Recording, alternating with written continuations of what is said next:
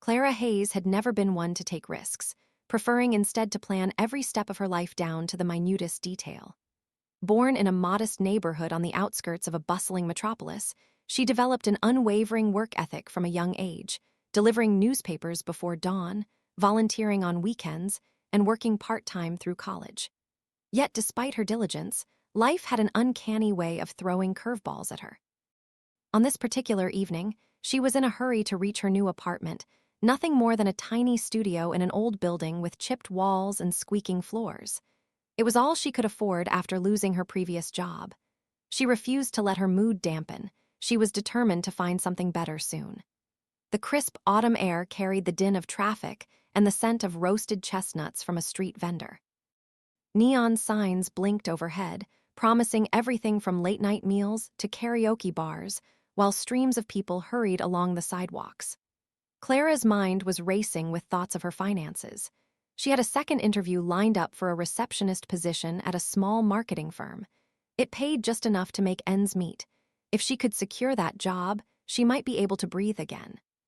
She finally managed to wave down a cab and slid into the back seat, the worn leather squeaking beneath her. 27th and Melrose, please, she said, voice tinged with relief. She clutched her black purse on her lap, triple-checking to make sure she had an extra copy of her resume for tomorrow. Then, feeling the day's fatigue hitting hard, she leaned back and closed her eyes. The city lights blinked and smeared like watercolor in the window as the cab merged into traffic. Her plans swirled in her mind: prepare for the interview, eat a quick dinner of leftovers in her tiny kitchenette, try to quell her nerves, and hopefully fall asleep before midnight. Everything seemed ordinary enough until the cab lurched to a stop in front of her building.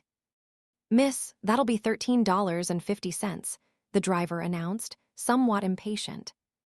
Roused, Clara fumbled in her purse for her wallet.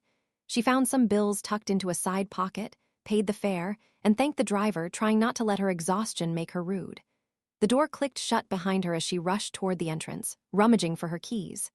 Inside, the building smelled faintly of musty carpets, but it was her space, her transitional haven.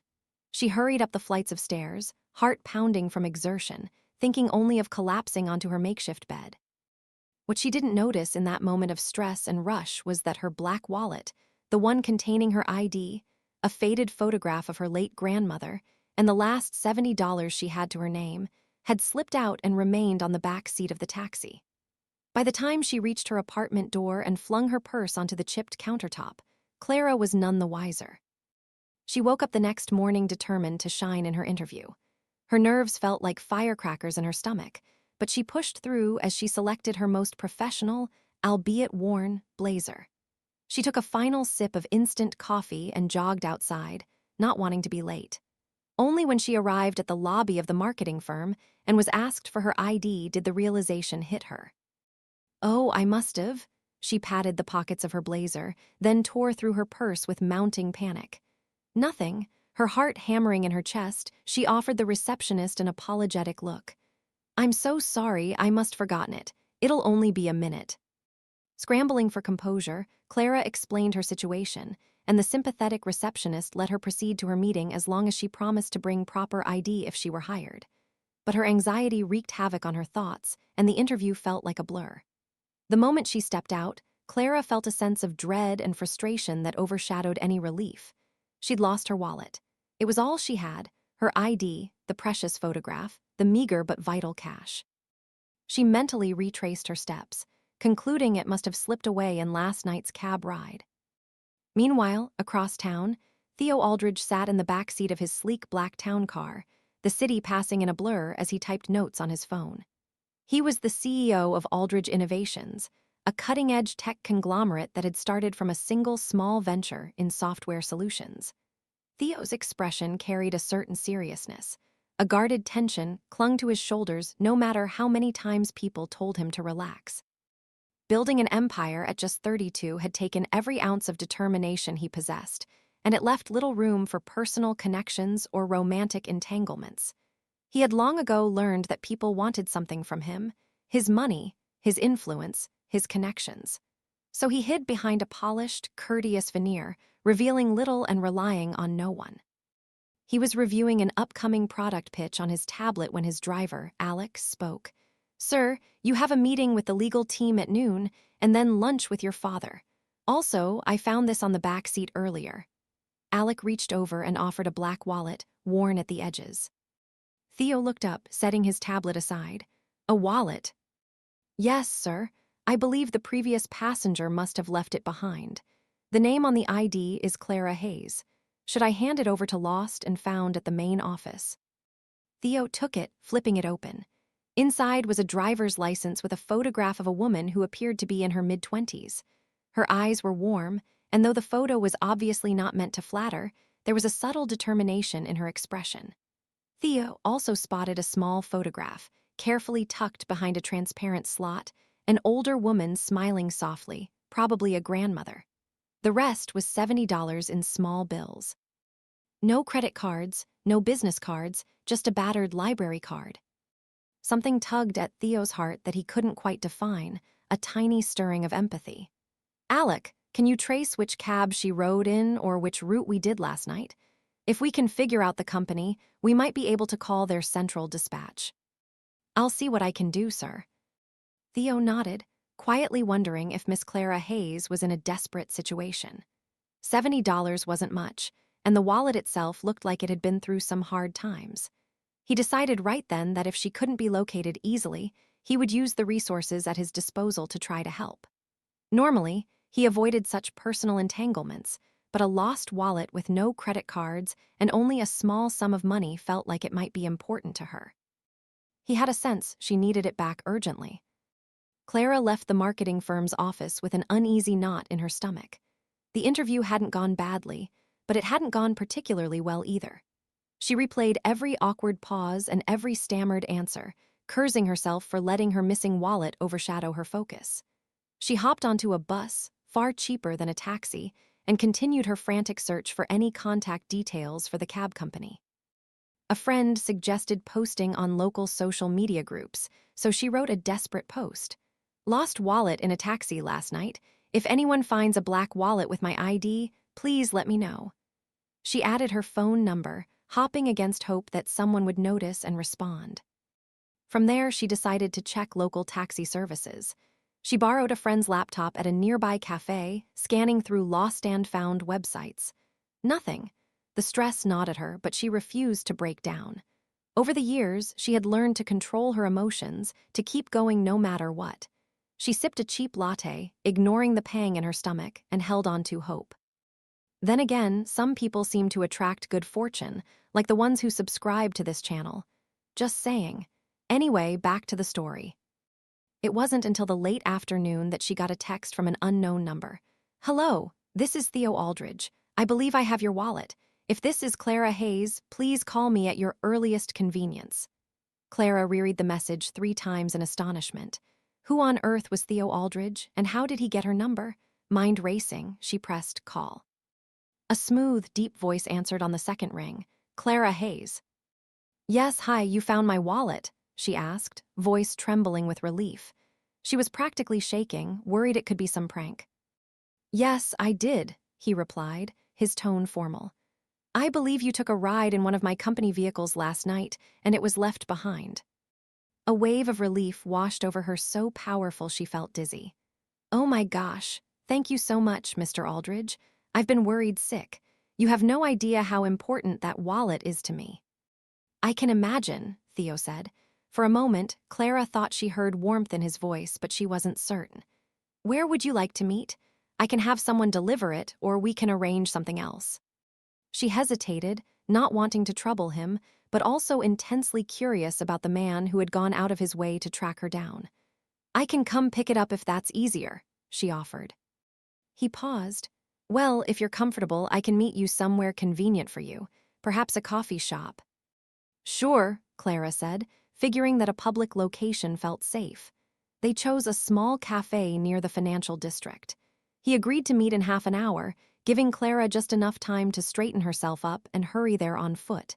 She anxiously tapped her foot the entire way. The cafe in question was tucked between 2 towering office buildings, its vintage sign a curious contrast to the sleek architecture around it.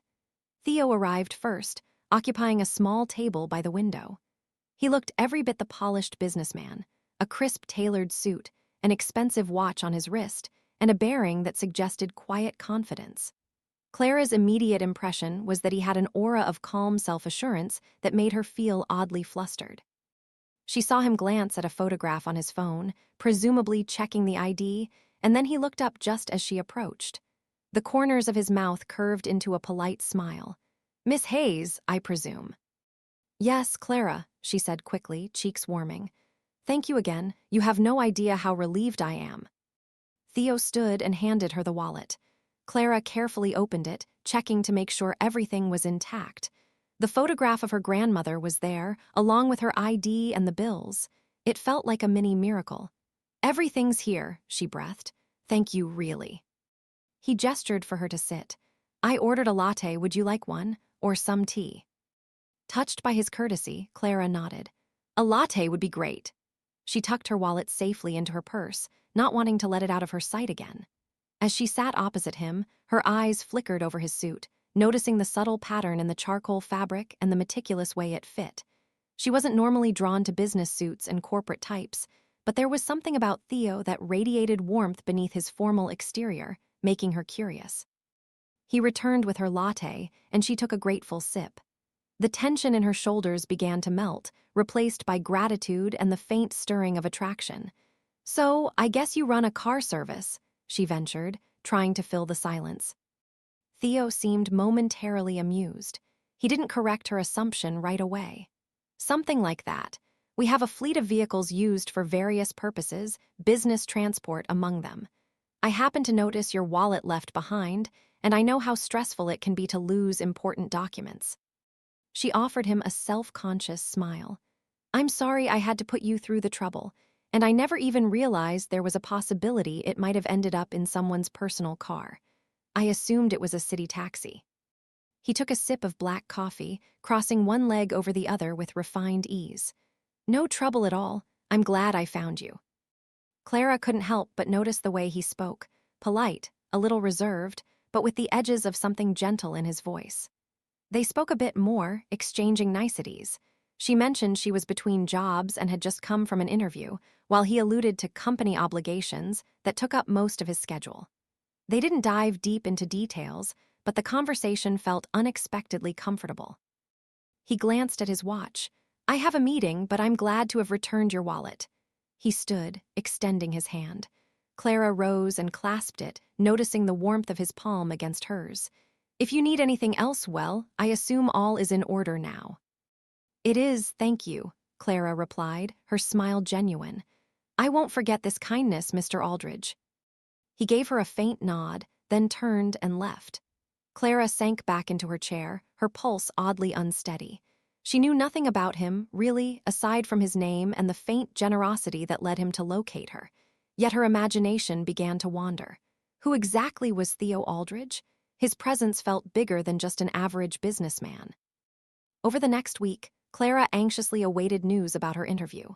She pinched pennies to buy groceries, skipping dinners more times than she cared to admit. Each day, the stack of unpaid bills haunted her, though she tried her best to stay positive. On a rainy Friday morning, her phone finally rang with an unknown number. Heart-pounding, she answered to find that the marketing firm had chosen another candidate. The polite rejection cut deeper than she expected. She thanked them quietly, hung up, and felt tears threaten to fall. She had no backup plan. She took a shaky breath and stared out at the drizzle marking her window. That evening, restless and disheartened, she called her best friend, Tasha, who worked at a nonprofit. They agreed to meet at a casual bar downtown, a place that served cheap drinks to an eclectic crowd of after-work regulars. Tasha arrived first, giving Clara a tight hug and ordering a round of gin and tonics. Clara poured out her frustration in a tangled rush of words, concluding with, "I just feel stuck in this city. I can't go home. I can't afford that. I'm barely hanging on." Tasha reached across the table and squeezed her hand. "You'll pull through, Clara. You've always been the determined one. Something will come up." Just then, Clara felt a tap on her shoulder. Turning, she found herself face to face with Theo Aldridge, who looked as impeccable as ever. Rain glistened on his dark hair, and he wore a collared jacket, the fabric neatly tailored to his frame. "Clara," he said, blinking in mild surprise, "I didn't expect to see you here." He saw Tasha and gave her a courteous nod. "Pardon me for interrupting." Clara's heart did a small flip, not merely because of his unexpected appearance, but also because of the subtle shift in his expression, some mixture of curiosity and concern. "Theo, hi, I didn't expect to see you either. What brings you here?" "I have a meeting," he said vaguely, gesturing to a corner table where a well-dressed older man seemed immersed in paperwork. "But it doesn't seem to have started yet." He hesitated, uncertain if he should stay. Tasha, ever the outgoing friend, gestured to the seat beside Clara. "Care to join us for a moment? We were just talking about how rotten the job market can be. I'm Tasha, by the way." He introduced himself as Theo again, shaking Tasha's hand. There was no mention of the scope of his business. Theo sat, albeit briefly, and inquired about Clara's situation. She found it strangely easy to tell him about her frustration, albeit in a glossed-over version. He listened intently, nodding in empathy. "I know what it's like to be stuck," he said softly at one point, almost as if the words left him before he could censor them, even if from a different angle. Before he could elaborate, the older man beckoned him from across the bar. Theo stood, offering them an apologetic smile. "I have to get to this meeting, unfortunately. It was nice seeing you both." He paused, looking at Clara. "And perhaps I can help if you're searching for a position. I might have some connections." Clara's eyes widened. She tried to keep her composure in check. "That's really generous, but I wouldn't want to impose." He gave a small shake of his head, rummaging in his jacket pocket and producing a business card. It was understated yet unmistakably high quality, only listing his name and a phone number without a logo. "Call me if you need anything," he said, then offered a polite nod and walked away. Tasha giggled once he was out of earshot. "And who, exactly, is that dreamboat?" Clara quickly recounted the lost wallet story, leaving out the flutter she felt in her chest. Tasha raised an eyebrow. "He's definitely more than just some helpful citizen. That suit alone probably costs more than 3 months of my rent. You might want to find out more about him." Clara, however, simply tucked the card into her wallet, the same battered one he had returned. She wasn't sure if she'd dare call. She wasn't sure if she wanted to risk mixing gratitude with potential attraction, especially in her precarious state. But something about his guarded but genuine demeanor was beginning to lodge itself into her thoughts. Monday morning dawned bright and crisp, offering Clara a renewed sense of determination. She decided to send Theo a polite text message, thanking him for the card and letting him know she was still on the hunt for a job. Within minutes, her phone buzzed. He wrote that he'd arranged for an informal meeting with the HR department at a small startup that he knew well. He gave her the address and told her she could drop his name if she liked. Clara found herself standing outside a modest building in an up-and-coming part of the city. Inside, she discovered the environment was less corporate than she'd expected. Collaborative workspaces, colorful walls, and people dressed casually, sipping coffee and tapping on laptops. A friendly HR rep, Jenny, welcomed her. During the conversation, Clara found out the startup was partially funded by Aldridge Innovations. Though she was initially interviewed for an administrative assistant role, Jenny was impressed by Clara's resourcefulness and background. "We actually need someone who can juggle multiple tasks, events, scheduling, maybe some light marketing," Jenny said. "Your resume suggests you're flexible, and the team values someone with a can-do attitude. Let me talk to the others and see if we can expedite this." Clara walked out feeling buoyed by hope. The salary range was decent, better than her previous job. She texted Theo, uncertain if it was proper etiquette to do so, but wanting to express gratitude. "Thank you for the connection. I think it went well." To her surprise, he replied instantly, "I'm glad to hear it. Let me know if you need any support." She smiled at the phone, an odd warmth in her chest. She tried to quell the ridiculous excitement that sparked whenever she thought of him. After all, she barely knew him. He was just a helpful acquaintance who happened to have an air of mystery. Days turned into a week. Jenny finally called Clara back with an offer. Clara accepted on the spot, emotions swinging between overwhelming relief and cautious optimism. She couldn't wait to start and prove herself. That evening, she decided she owed Theo more than just a text of thanks. She dialed his number. "Hello." His voice was deep and clipped, yet she could detect a soft note of warmth at recognizing her number. "I got the job," she said, grinning. "I just wanted to say thank you. I don't know how else to show my appreciation. You really saved me." He chuckled lightly. "I'm glad, really. As for showing your appreciation, maybe dinner." Clara's heart fluttered, and she almost dropped her phone. "Dinner," she repeated, as if unsure she'd heard him correctly. "Yes, if you don't mind. Let's consider it a celebratory meal for your new position. I could make a reservation somewhere nice." She hesitated. A swirl of conflicting thoughts filled her mind. She was grateful, yet she also sensed her own growing feelings. Was it wise to cross the line into something personal with a man who obviously existed in a very different social stratum than hers? Still, the idea was too tempting to refuse. "All right," she agreed softly. "That sounds really nice." They settled on an upscale bistro in the heart of the city. Clara spent the next few days throwing herself into the new job. The startup environment was busy, chaotic, but exciting, exactly what she needed. She began to forget her own insecurities as she immersed herself in tasks, learning and adapting at lightning speed. She'd never been inside an actual tech startup before, and she discovered a new world that valued hustle, creativity, and collaboration. When Friday evening finally rolled around, Clara was a bundle of nerves. She wore the nicest dress she owned, simple but flattering, a soft navy blue number that accentuated her figure without screaming for attention. She arrived a little early, standing near the restaurant's entrance, scanning the elegantly dressed clientele. Then she spotted him, Theo, stepping out of a sleek car. He looked heartbreakingly handsome, wearing a tailored dark suit and a subtle smile that lit up his whole face when he saw her. They exchanged greetings, and he led her inside, the hushed elegance of the bistro making Clara slightly self-conscious about whether she belonged there. The maître recognized Theo immediately and showed them to a candlelit table by a window overlooking the city's lights. Clara couldn't help but gawk at the menu. The prices were higher than she'd typically spend in a week. Still, Theo encouraged her not to worry. "Anything you like," he told her softly. "Order without fear." She managed a small laugh. "I'm not used to this kind of place." He took a sip of water. "Neither was I once." She tilted her head, intrigued. "What do you mean?" He set the glass down, his gaze drifting across the table. "I didn't come from money. My father worked his way up the corporate ladder, founded Aldridge Innovations. By the time I was old enough to understand, the business was large and he was busy. I wanted to prove myself, so I started my own tech venture. Eventually, I merged it with his. It's complicated." He paused, inhaling as if deciding how much to share. "That's a short version anyway." Clara's eyes widened.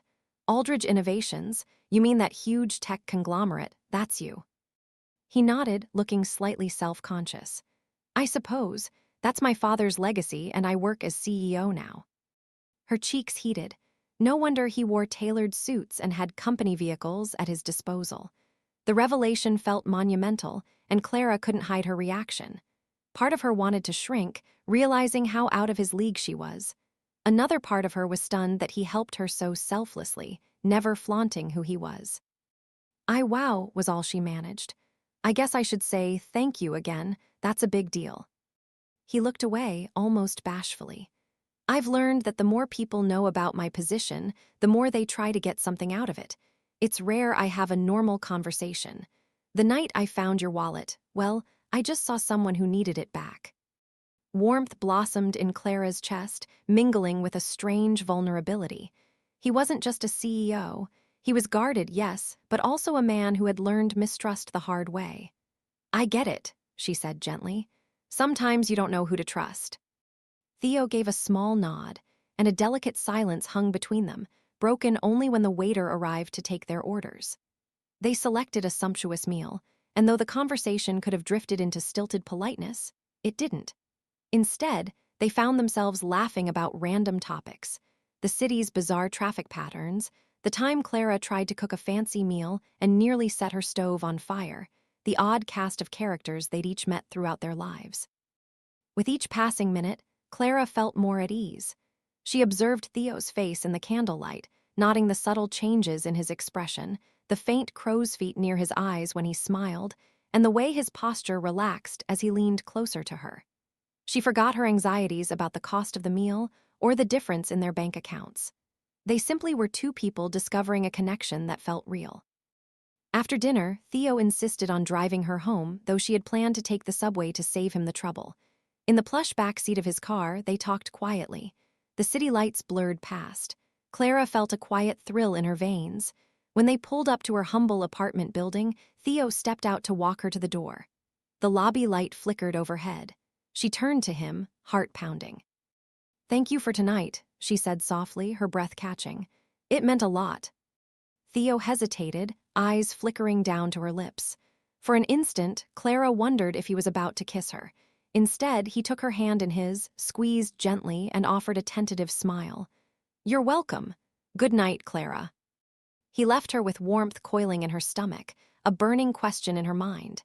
Could this man, this guarded billionaire, truly be interested in her?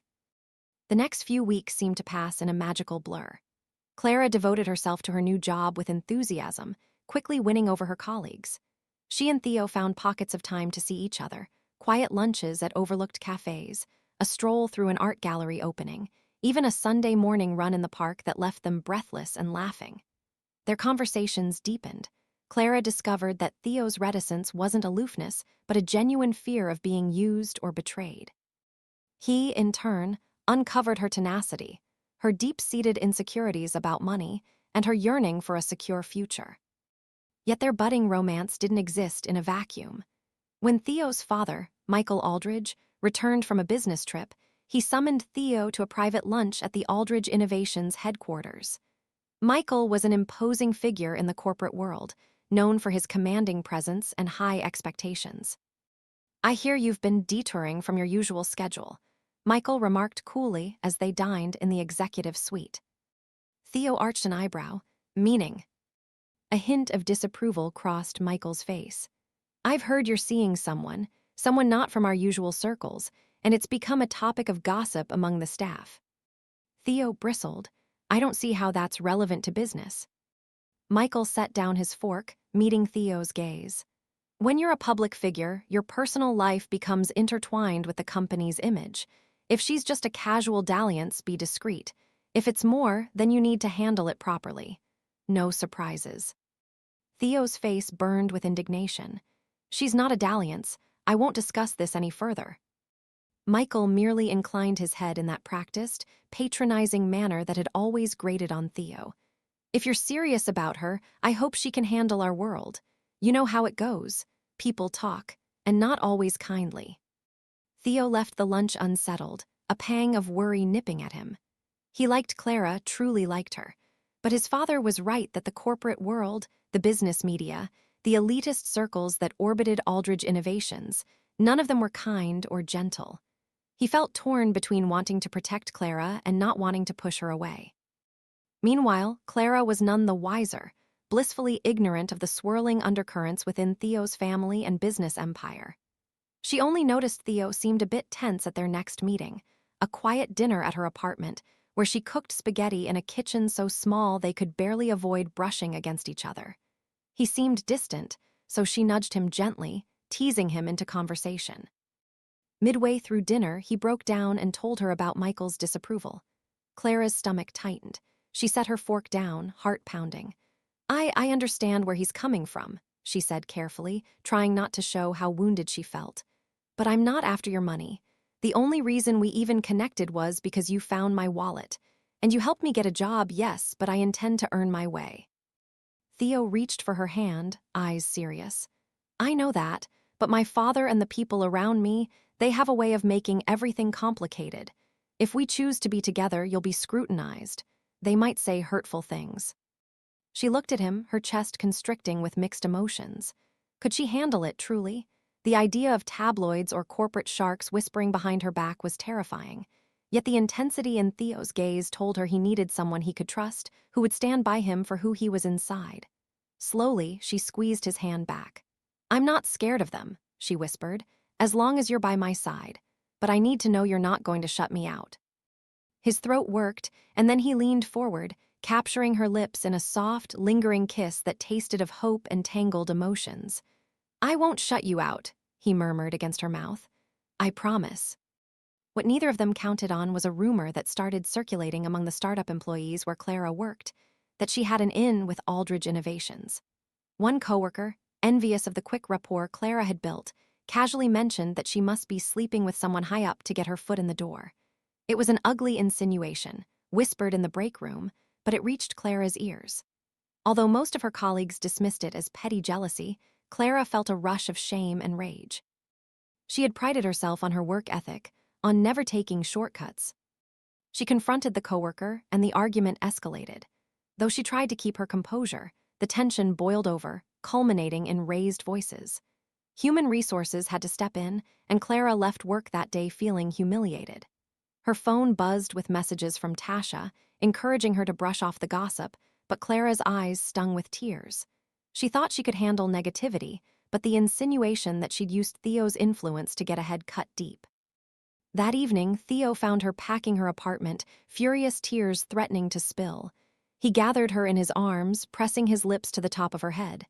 "I'm sorry," he whispered, voice thick with guilt. "I didn't want this to happen. If you want me to talk to them." "No," Clara choked out. "That'll only make it worse. I'll handle it my way. I hate that people think I'm only with you for your status, that I can't stand on my own merit." He rubbed slow, soothing circles on her back. "I know how strong you are. I see it every day. Let them say what they will. In the end, your work will speak for itself." His words were comforting, though a knot of worry still lodged in her chest. Could this be just the beginning of the scrutiny they'd face? Their fears came to a head when a business blog wrote a short piece about the mystery woman seen on the arm of Theo Aldridge. Though the blog was small, the sensational tone was humiliating. Who is this new companion of CEO Theo Aldridge? Rumors swirl about her background, possibly a mere administrative assistant. Is she just another gold digger? Theo found the piece first and nearly shattered his phone in anger. He hastily deleted all his social media accounts, not wanting Clara to see the vile comments. But she found out anyway, courtesy of a well-meaning coworker. The words stung, especially gold digger, and Clara realized there was no easy escape. This was the reality of dating a man as high-profile as Theo Aldridge. Her first impulse was to run, to spare them both the shame and frustration. She even started drafting a goodbye letter in her head, planning how to gently exit his world. But that night, Theo showed up at her door, face pale. Without a word, he slid an article across her tiny kitchen table. It was an older piece about him, one detailing how his ex-fiancée had disappeared shortly after learning she wouldn't gain shares in Aldridge Innovations. The heartbreak in Theo's eyes was raw. "That's why I've been so cautious," he confessed, voice trembling. "I was engaged once. She left when she realized she couldn't manipulate the company. It's been hard to trust again, but somehow you make me want to believe that real connections exist." Tears welled in Clara's eyes. She took his hand. "I'm not her," she said, her voice thick with emotion. "I'm not going to leave you for something so superficial, but I need to know this is real for you too. I can't stand being called a gold digger, but worse would be feeling you doubt me." He pulled her close, arms tightening around her. "I don't doubt you, I swear." Emotions roiled, tension coiling in the air. In the honesty of that moment, they decided to fight for what they had, no matter the gossip. Days turned into a short lull before another storm brewed. The father of a young competitor started pressuring Theo to abandon a pivotal product launch, citing conflicts of interest with another subsidiary.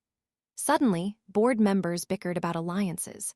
The drama spilled into the public domain, and the press latched onto the controversy. Theo was inundated with crisis meetings, phone calls at all hours, frantic damage control. Clara watched him become more sleepless, guarded, consumed by the company's strife. She saw the frustration etched in the hard lines of his mouth. Worried, she tried to be supportive, offering to cook for him or just lend an ear. But one evening, after a brutal day of negotiations, Theo snapped at her over a small comment about taking a break. His eyes immediately registered regret, but Clara felt the sting of his words. I'm sorry, he muttered, dragging a hand through his hair. I didn't mean that. Clara's eyes stung. She swallowed hard, aware that he was under immense pressure. No, I get it. Maybe you just need some space. He grimaced. I don't want space from you. I feel like everything could implode if I make the wrong move. People are pushing me from all sides. My father, the board, the media.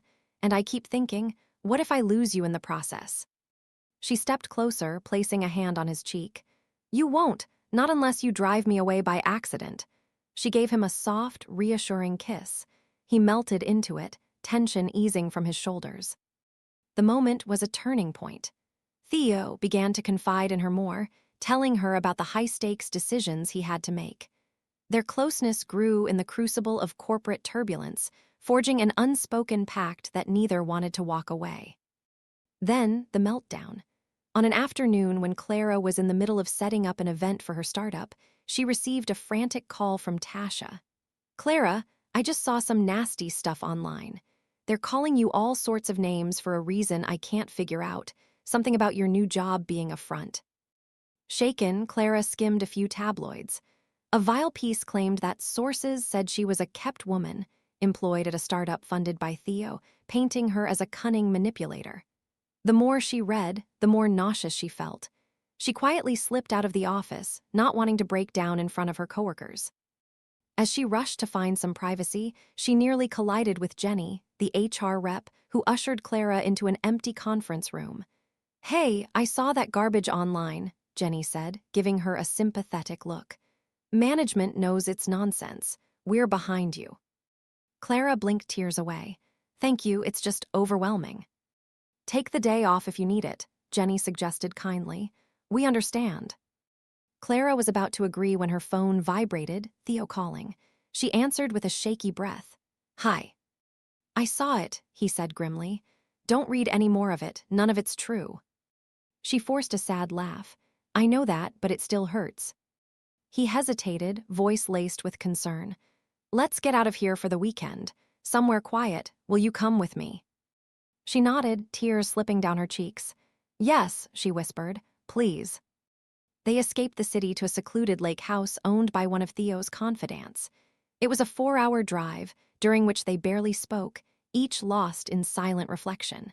But once they arrived, the crisp mountain air and serene waters provided a haven. The house itself was cozy, wooden, with large windows and a stone fireplace. Clara dropped her bag in the foyer, turning to Theo. Thank you for bringing me here. I needed this. He gazed at her, a flicker of relief in his eyes. I did too. He took her hand, leading her to the deck overlooking the glassy lake surface. The late afternoon sun cast shimmering gold trails on the water. They stood there quietly, soaking in the calm.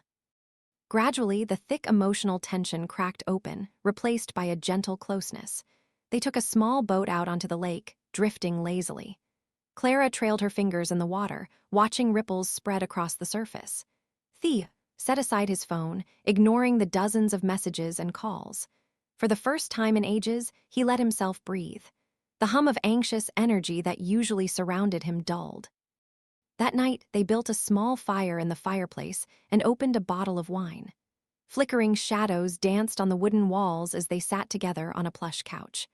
Clara felt her heart pound with both vulnerability and a surge of love she wasn't sure how to articulate yet. So she simply nestled closer, breathing in his comforting scent. I don't care what the world says, Theo murmured, pressing a soft kiss to her hair. I only care about us. I know this is intense, but everything feels so right with you. Clara's throat constricted. She turned, meeting his gaze. I feel it too, she admitted. You make me feel safe and necessary, like I'm not just a bystander in my own life. I don't want to lose this, but sometimes I'm scared. What if all this negativity just grows? Theo closed his eyes. Then we face it together. I refuse to let it break us. In that cocoon of flickering light and warm affection, they finally let themselves speak words that had hovered unspoken on the edge of every conversation. They confessed their fears, their hopes, and the deepening love they felt for each other. For Theo, it was terrifying to open up again, but Clara's unwavering sincerity gave him courage. For Clara, it felt almost surreal to have someone so powerful and guarded cherish her. And yet, in that moment, It was the most natural thing in the world. When they returned to the city, they faced the final hurdle, Michael Aldridge. Theo decided it was time to formally introduce Clara to prove he wasn't ashamed of her. They arranged a dinner at Michael's penthouse, a sophisticated space dominated by sleek modern design. Clara dressed in her best outfit, a sophisticated midi dress, and Theo guided her in with a reassuring hand on the small of her back. Michael greeted them, his expression polite but reserved. His eyes appraised Clara, making her stomach clench. Still, she smiled, extending a hand. "Mr. Aldridge, thank you for having me." Michael shook her hand stiffly. "Welcome." Dinner was a study in tension. Conversation meandered around corporate matters, the city's economic forecast, and the wine selection. Clara tried her best to be gracious, but Michael's disapproval was palpable. Finally, after a lull, Michael set his glass down, focusing on Theo. "So, you're serious about this relationship?" Theo's jaw tightened. "Yes, I am." "And you, Miss Hayes?" "Clara," she corrected gently. "Yes, I'm serious too." Michael exhaled, his gaze shifting. "It's not that I doubt your character. It's that I worry about the environment we inhabit. Sometimes relationships, especially under public scrutiny, become complicated." Clara swallowed, summoning her courage. "I understand, but if there's one thing Theo and I have proved, it's that we stand by each other. We won't be intimidated by gossip. I can't change the fact that I'm from a different background, but I can promise you I care about him, not the money or the power." A faint flicker of surprise crossed Michael's face. Slowly, he nodded, as if absorbing her earnestness. His voice softened a fraction. "Very well, I see that you're both determined. Just know there will be eyes on you always." Theo's face lit with a small smile, relief washing over him. The rest of dinner was still somewhat tense, but the atmosphere mellowed. By the time they left, Michael even gave Clara a brief, if perfunctory, handshake of acceptance. Standing by the doors to the penthouse elevator, Theo brushed a thumb across Clara's cheek. "Thank you," he whispered, voice thick. She offered him a tender smile. "We did it together." Over the following weeks, rumors continued to swirl, but the storm gradually subsided. Clara flourished in her job, her own merits recognized by her team. Theo, buoyed by her unwavering support, navigated the corporate crisis with renewed clarity, winning a major victory that secured the company's future. Their bond grew in the midst of it all, tested by fire and forged in resilience. On a cool autumn evening, several months after they'd first crossed paths via Lost Wallet, Theo invited Clara to a charity gala at an opulent hotel ballroom. Initially, she was nervous, stepping into a swirl of glittering gowns, crystal chandeliers, and impeccably dressed socialites. But Theo stayed by her side, introducing her to people who glanced curiously at this woman who had captured the billionaire's heart. She met them with grace, her confidence bolstered by Theo's steady presence. Later in the night, stepping out onto a balcony for fresh air, Clara gazed at the city lights far below, recalling how lost she'd felt not too long ago. Then Theo appeared behind her, slipping an arm around her waist. "You belong here," he whispered, reading the self-consciousness in her eyes.